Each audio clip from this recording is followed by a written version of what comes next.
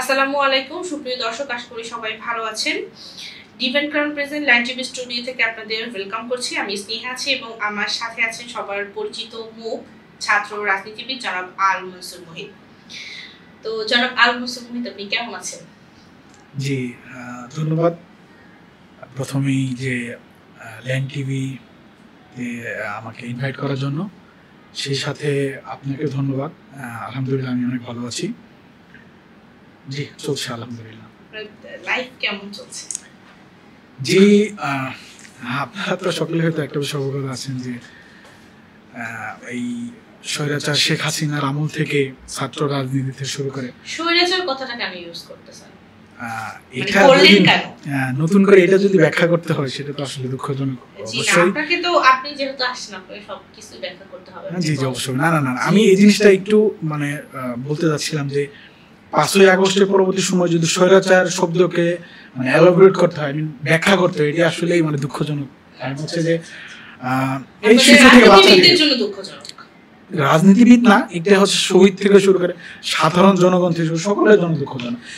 কারণ হচ্ছে যে আপনারা আমি যদি বলি যে বর্তমানে যেই পরিস্থিতি আমরা দেখছি, প্রত্যেকটা দলকে আসলে স্বৈরাচার বলা যায় না। এটা আসলে আমি বলবো যে এটা হচ্ছে আপনার পার্সোনাল ওপিনিয়ন, আদারওয়াইজ আর কোনো কিছু না। কারণ প্রত্যেকটা দল, প্রত্যেকটা রাজনৈতিক দলের এক একটা হচ্ছে আপনার তাদের হচ্ছে তারা একটা জিনিস ওন করে, সেই সেই লক্ষ্যে তারা হচ্ছে কাজ করে যায়। এখন যদি আপনি ওইটাকে আপনার নিজে থেকে বলেন যে তারা স্বৈরাচারী ভূমিকা পালন করতেছে, তারা হচ্ছে যদি মনে করেন যে না তারা খারাপ কোনো কিছু করতেছে, সেটা হচ্ছে বা টোটালি আপনার দৃষ্টিভঙ্গি চেঞ্জ করতে হবে। আচ্ছা, দৃষ্টিভঙ্গি চেঞ্জের কথা যদি আপনি বলেন, তাহলে আমরা সিম্পল একটা কোশ্চেনের উত্তর দিবেন। সেটা হচ্ছে যে এই যে শেখ হাসিনা, আপনি স্বৈরাচার শেখ হাসিনা বললেন, সে আমরা জানি যে 17 বছর একনায়কতান্ত্রিক যে শাসন ব্যবস্থা চালিয়ে গেছে। তো উনি 17 বছর ধরে সবকিছু যদি বাংলা ভাষা আমরা বলতে চাই তাহলে আয়ত্ত করছেন বা খাইছেন 17 বছর ধরে। আর যারা ক্ষুধার্ত আছে তারাও তো খাবে। তাহলে পার্থক্যটা কোথায় যদি আপনি বলতেন, আমাদের ক্লিয়ার করতেন আমাদের দর্শকদের। না, এটা দেখেন যে অপরাধ যেটাই হোক, যে অপরাধ করে সে কিন্তু অপরাধী। সেটা যদি হয় কালো মানুষ, সেটা অপরাধী। সেটা যদি হয় সাদা ধবধবে ফর্সা, সেটা কিন্তু তার জন্য অপরাধ। সেটা এইটা এইভাবে বলা যাবে না যে শেখ হাসিনা করেছে তাকে স্বৈরাচারী বলা যাবে না, সে স্বৈরাচার হয়ে ওঠেনি, অথবা যারা খাচ্ছে বা খাবে তাদেরকে স্বৈরাচারী বলা যাবে না। বিষয়টা এরকম না। এটা আসলে হচ্ছে যে যারা এই মেন্টালিটি লালন করে তারা বরাবরই সে শুরু থেকে তারা হচ্ছে যে অপরাধী, তাদের কোনো পরিচয় হয় না। তো আপনার 5ই আগস্টের আগের রাজনীতি আর পরের রাজনীতি আপনার জীবনে কতটুকু প্রভাব ফেলেছে, বা আপনার জীবন কতটুকু চেঞ্জ আসছে? দেখুন, এইটা আসলে একটু ডিফিকাল্ট কোশ্চেন, কারণ 5ই আগস্টের রাজনীতি ছিল একটা হচ্ছে যে একটা বিষয়, শুধুমাত্র একটা বিষয় ইনক্লুডেড ছিল, কিন্তু 5ই আগস্টের পরবর্তী সময় অনেক বিষয় ইনক্লুডেড হয়ে গিয়েছে। আমরা দেখছি যে 5ই আগস্টের আমাদের একটা মিশন ছিল যে এই স্বৈরাচারী শেখ হাসিনা আওয়ামী লীগের দুঃশাসন থেকে বাংলাদেশকে মুক্ত করতে হবে। কিন্তু তার পরবর্তী সময় যদি আমরা 5ই আগস্টের পরবর্তী কথা চিন্তা ভাবনা করি, তাহলে আমরা দেখি নানানমুখী চ্যালেঞ্জের শিকার হচ্ছি। সেই যেভাবে হচ্ছে 5ই আগস্টে শেখ হাসিনার দমন নিপীড়ন ছিল, 5ই আগস্টের পরবর্তী সময় তার নানান ষড়যন্ত্র চলতেছে। বিভিন্ন জায়গায় যদি একটু খোঁজ নিয়ে জানতে পারবেন, দেখতে পারবেন যে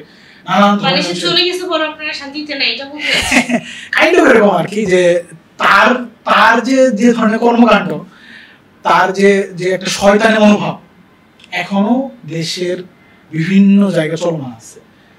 এখনো চলমান, নানান ধরনের ষড়যন্ত্রের শিকার সাধারণ মানুষ থেকে শুরু করে রাজনীতিবিদ থেকে শুরু করে সকল শ্রেণীর ভাষা মানুষ এটা হচ্ছে যে ভুক্তভোগী। আমরা বলবো যে এটা একটা চ্যালেঞ্জিং, পাশাপাশি হচ্ছে যে নানান জটিলতা এখনো আমরা প্রশাসন থেকে শুরু করে বিচার ব্যবস্থা থেকে শুরু করে আমরা আমাদের কাঠামোগত যে উন্নয়ন থেকে শুরু করে সমস্ত দিক থেকে আমরা একটু কেমন যেন ঘুরে ধরা একটা ভাব দেখতে পাচ্ছি, লক্ষ্য করছি আর কি।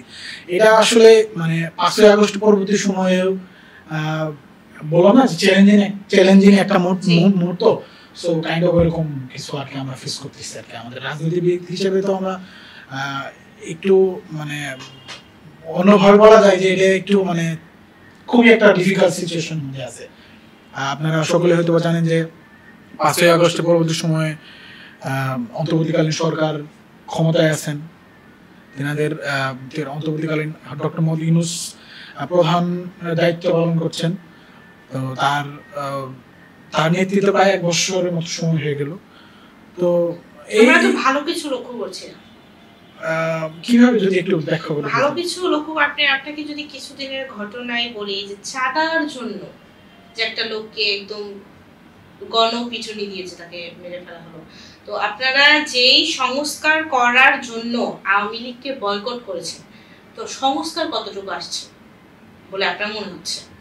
দেখুন, এই যে পরাপর আমরা কিন্তু বিভিন্ন ধরনের, এগুলো তো অস্বীকার করার কিছু নেই, বিভিন্ন ধরনের ঘটনা যে আমরা পরাপর লক্ষ্য করছি, কাউকে চাঁদার জন্য পিটিয়ে মারছে, এইটা সেটা, এই ক্ষেত্রে তাহলে আপনারা কতদূর কি সংস্কার আপনারা নিয়ে আসলেন? আচ্ছা দেখুন, এইটা আসলে একটু মানে কমপ্লেক্স কোশ্চেন। কারণ হচ্ছে যে যারা প্রশাসনিক বর্তমানে, আমি একটু আগে হচ্ছিলাম খুব সুন্দর করে বললাম যে এখন প্রশাসনে যারা আছে অথবা অন্তর্বর্তীকালীন সরকারের একটা প্যানেল কাজ করতেছে এখন, এইটির এই সম্পূর্ণ বিচার ব্যবস্থাতে শুরু আইনি সমস্ত কিছু দায়িত্ব কিন্তু তাদের, অথবা যারা সরকার আছে তাদেরকে। তো অন্তর্বর্তীকালীন সরকার, তো যারা চাঁদা অথবা আপনি ধরেন বিভিন্ন ধরনের অপকর্মের সাথে জড়িত আছে, ডেফিনেটলি একজন সরকার প্রধান অথবা একজন সরকারের উচিত এগুলো হচ্ছে ডিফেন্স করা, এগুলো হচ্ছে মুখোমুখি দাঁড়ানো, অথবা এগুলা সম্পর্কে হচ্ছে যে তাদের একটা স্ট্রিট হোল্ডার হিসেবে কাজ করা। মানে কতটুকু করছে বলে এইটা কিছু কিছু পার্টিকুলার জিনিসের জন্য হচ্ছে যে একটু মানে আমরা হয়তো প্রশ্নবিদ্ধের সম্মুখীন হচ্ছি, বাট মেজরিটি পার্সেন্ট দেখা যাচ্ছে যে না, হয়তোবা কোনো একটা নির্দিষ্ট গোষ্ঠী অথবা কোনো একটা নির্দিষ্ট ব্যক্তি অথবা মেজরিটির মধ্যে ভালো কি কি কাজ আছে যদি আমাদের এক্সপ্লেইন করতেন। না, আমি এটা শেষ করে বলতে চাই যে কিছু সংখ্যক মানুষদের দ্বারা হচ্ছে যে অ্যাকচুয়ালি মানে এই সরকার থেকে শুরু করে এই প্যানেলটা আসলে কাজ করতেছে, আমি এই প্যানেলটা চলতেছে, মানে এরকমটা লক্ষ্য করা যাচ্ছে আর কি, আমার ক্ষুদ্র জ্ঞানে যতটুকু বুঝতে পারি।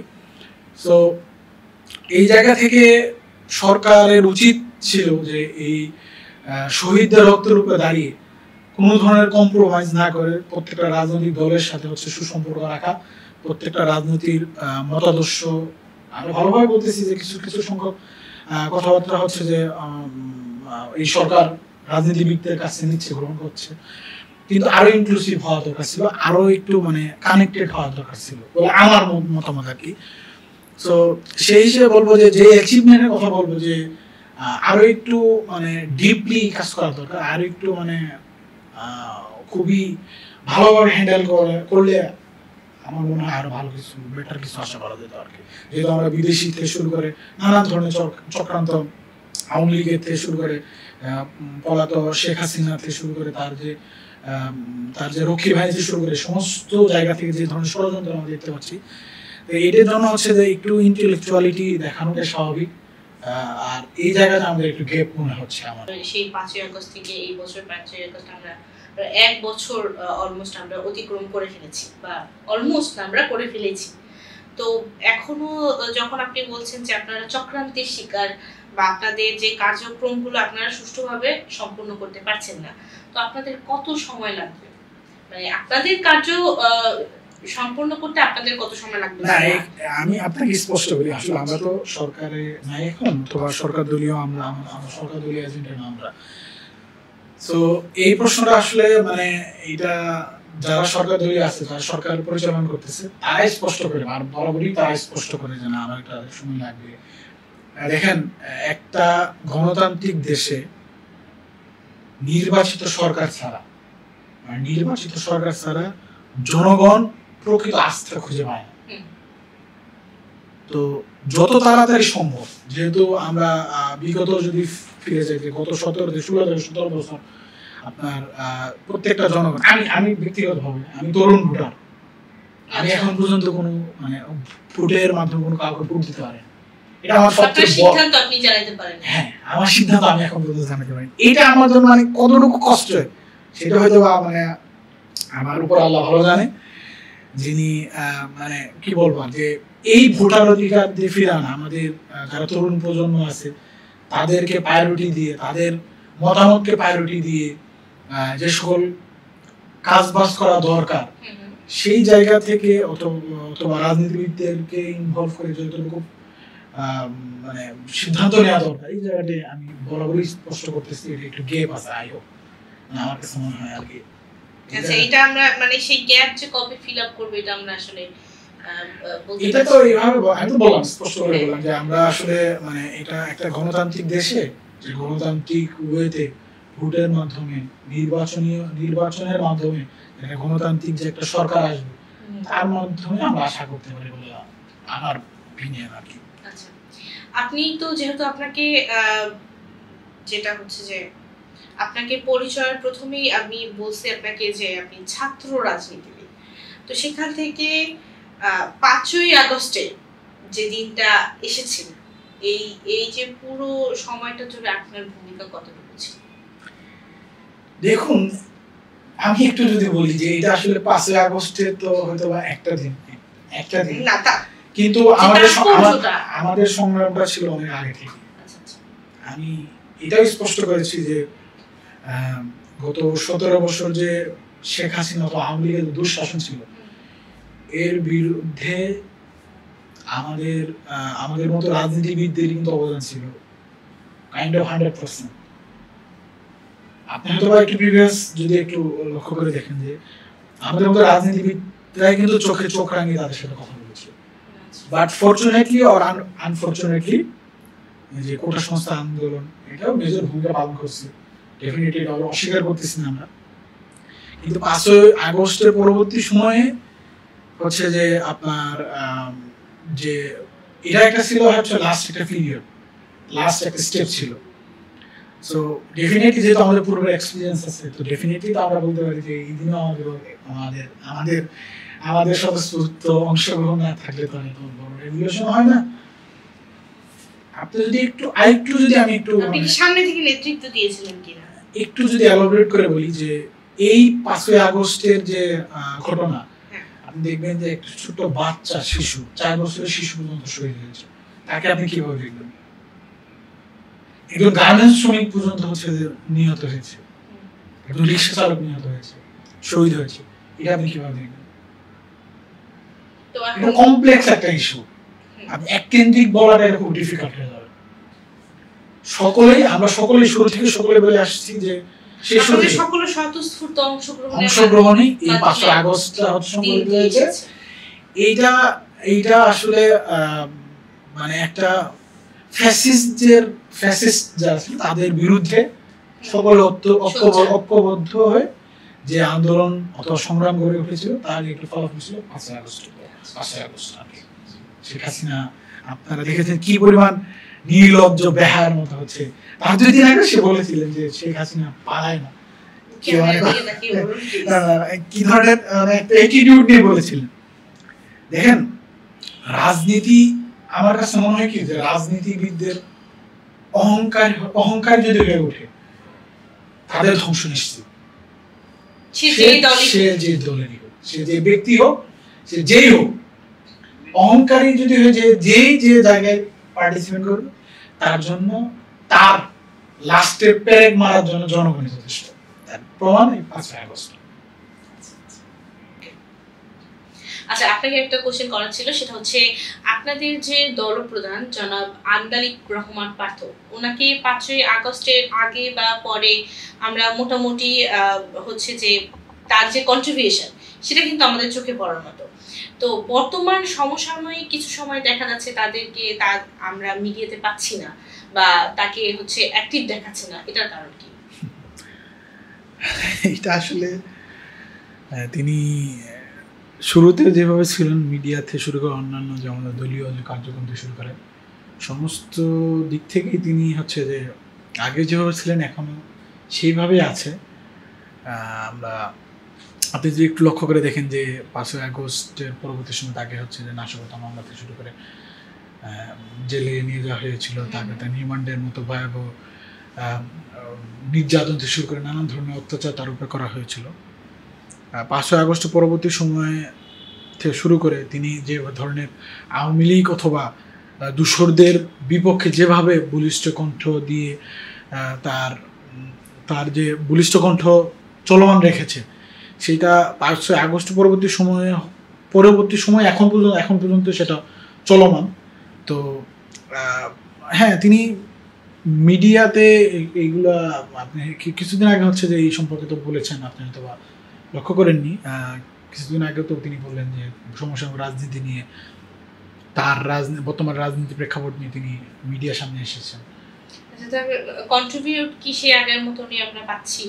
অবশ্যই তার কন্ট্রিবিউট নিয়ে তো আর কোনো বর্তমান সমসাময়িক সময় আপনাদের রাজনৈতিক দলের আপনারা কি কেমন চিন্তা ভাবনা করছেন, আসলে কিভাবে দেশ উন্নয়নে আপনারা কতটুকু চিন্তা? দেখুন, আমরা বরাবরই একটা জিনিস বিলিভ করি, আসুন একসাথে দেশ গড়ি, সবাই মিলে একসাথে দেশ গড়ি।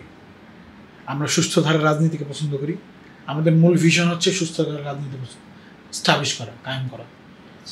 ঠিক আছে, সেই লক্ষ্য মিশন নিয়ে আমরা নেমেছি। আমরা আসলে দেখেন, বাংলাদেশের সকলে বাসিন্দা, কিন্তু রাজনীতিক থেকে শুরু করে এমন ধরনের আমরা কিছু নোংরা পলিটিক্স লক্ষ্য করি। সেই জায়গা থেকে আমাদের আমাদের চেয়ারম্যান স্যার, পাশাপাশি আমাদের কর্মীদেরও হচ্ছে যে মানে আলাদা কনসেপশন। আমরা চাই সুস্থ ধারার রাজনীতির প্রতিষ্ঠা হোক, জনগণের রাজনীতি প্রতিষ্ঠা হোক। জনগণ যদি আমাকে চায়, জনগণ যদি আমাকে ভালোবাসে, তাহলে আমি রাজনীতি করতে পারবো, তাহলে আমি আমার বাকি কার্যক্রম করতে পারবো। এর বাইরে আর কিছু। আচ্ছা, সুন্দর বলেছেন এবং যথার্থই বলেছেন জনাব আল মনসুর মুহিত।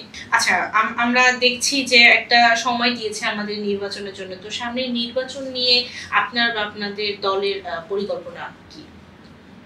দেখুন, এটা অত্যন্ত খুশির একটা সংবাদ যে নির্বাচনীয় একটা সময় আমরা জানতে পারছি যে নির্বাচন কবে নাগাদ হতে যাচ্ছে।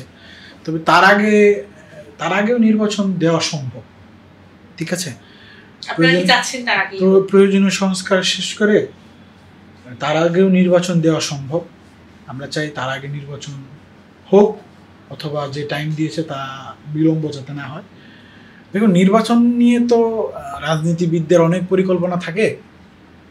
তারা রাজনীতিবিদ যারা, তাদের যে নির্বাচন কেন্দ্রিক নানান ধরনের কার্যক্রম থাকে।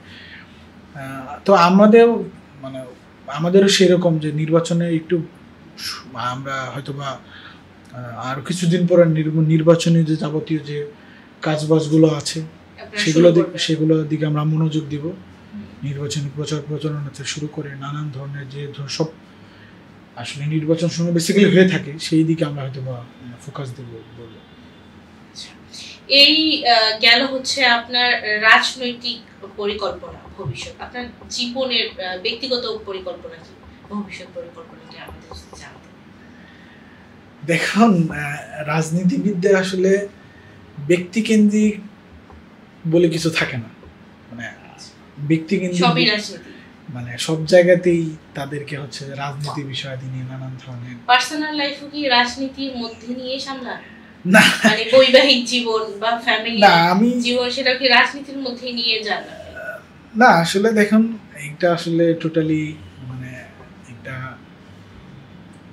এটা আসলে এইভাবে বলা যায় না যে যারা রাজনীতিবিদ তাদের রাজপথ থেকে শুরু করে জনগণের কল্যাণে সমস্ত সময় বের হয়ে যায়। ব্যক্তিগত জীবন বলতে খুবই অল্প সময় তারা পেয়ে থাকে, I am not exception. So আমি সেটাই বলবো যে আসলে রাজনীতিবিদদের মানে একটু এক্সেপশনাল ভাবে চিন্তা করতে হয় আর কি। আচ্ছা, আপনাদের মানে ভবিষ্যৎ নিয়ে ব্যক্তিগত আলাদা করে কোনো পরিকল্পনা নেই? এটা তো পরিকল্পনা বললাম না যে তাদের এক্সট্রা ভাবে যে না থাকে না যে এই করব সেই করব, এই জিনিসটা আসলে এভাবে থাকে না। এই যখন ফ্রি হওয়া হচ্ছে তখন পরিবারকে সময় দেওয়া হচ্ছে, আবার যখন হচ্ছে কোয়ালিটি টাইম স্পেন্ড করা হয় তখন দেখা যায় যে আবার মানে তখন যে কোনো একটা ইয়াতে হচ্ছে যে আবার ফেস করতে হয় অথবা কথা বলতে হয়, সামনে দাঁড়াতে হয়। আচ্ছা, তো যদি আপনাকে লাস্টলি জিজ্ঞেস করি, যদি আপনি লাস্টলি কিছু বলতে চান আমাদের দেশ সম্পর্কে বা বর্তমান অবস্থা সম্পর্কে, যদি লাস্টলি কিছু বলতে চান। লাস্ট হচ্ছে আমি বলবো যে আসুন সকলে মিলে একসাথে দেশ গড়ি, সকলেই দেশকে ভালোবাসি, দেশের স্বার্থে নিজেদেরকে উৎসর্গ করে দিই এবং দেশের প্রত্যেকটা বিষয়ে আমরা মারামারি হানাহানি অথবা সংঘাতে না জড়িয়ে যেভাবে সম্ভব সলভ করা যায় সেই সকল বিষয় আদি সেই ধারায় আগানো দরকার। আর আরেকটা বিষয় হচ্ছে যে কিছু দলমত নির্বিশেষে কিছু ধরনের থাকে না, কিছু যে কিছু কুচুরিপানার কিছু থাকে না, সেগুলোকে ওভারকাম করার জন্য হচ্ছে যে মানে সেগুলো ওভারকাম করার জন্য সর্ব অবস্থায় সর্বশ্রেণীর মানুষদেরকে হচ্ছে যে মানে স্বতঃস্ফূর্ত অংশগ্রহণ নিশ্চিত করতে হবে বলে আমি মনে করি আর কি। এই মানে আমার রাজনৈতিক দিক থেকে এই আর কি চিন্তাধারা, জনগণকে ভালোবাসা, জনগণের স্বার্থে কাজ করা, জনগণের অধিকার নিয়ে কথা বলা, জনগণের পাশে দাঁড়ানো, এই তো সুষ্ঠু ধারা রাজনীতি প্রতিষ্ঠা করা। আচ্ছা, আমাদের বর্তমান দেশের সমাজের বা এই বর্তমান সমসাময়িক অবস্থাগুলো নিয়ে আপনাকে বেশ কিছু প্রশ্ন আমরা করলাম, আপনি তার খুবই সুন্দর এবং যথার্থই উত্তরগুলো দিয়েছেন। তো আপনাকে ধন্যবাদ আমাদের ল্যান্ড টিভিতে এত আপনার মূল্যবান সময় দেওয়ার জন্য, আপনাকে অবশ্যই ধন্যবাদ। আপনাকেও ধন্যবাদ যে শুধু ব্যস্ততার মধ্যেও একটু সময় বের করে হচ্ছে যে আপনাদের সাথে নিজের মতামত অথবা কথা বলতে পেরে অনেক ভালো লেগেছে। পাশাপাশি আপনি মস্তিষ্কে সুন্দর কোশ্চেন করেছেন অথবা সুন্দর কিছু জানার আগ্রহ নিয়ে কোশ্চেন করেছেন, আপনাকেও ধন্যবাদ। সেই সাথে ল্যান্ড টিভি থেকে শুরু করে ল্যান্ড টিভির পরিবারকে সকলকেই জানাই অভিনন্দন যে তারা এক্সক্লুসিভ এক্সট্রাঅর্ডিনারি কোনো কিছু করার জন্য এরকম একটা উদ্যোগ নিয়েছে। সেজন্য ল্যান্ড টিভিকেও আমি আমার ব্যক্তিগত পক্ষ থেকে হচ্ছে ধন্যবাদ জানাচ্ছি। ধন্যবাদ দর্শক আপনাদেরকেও এতক্ষণ আমাদের সাথে থাকার জন্য। পরবর্তীতে অন্য কারোর সাথে অন্য কাউকে নিয়ে অন্য কোনো বিষয় নিয়ে আপনাদের সাথে কথা হবে। ততক্ষণ আমাদের ল্যান্ড টিভির সাথেই থাকুন। আসসালামু আলাইকুম।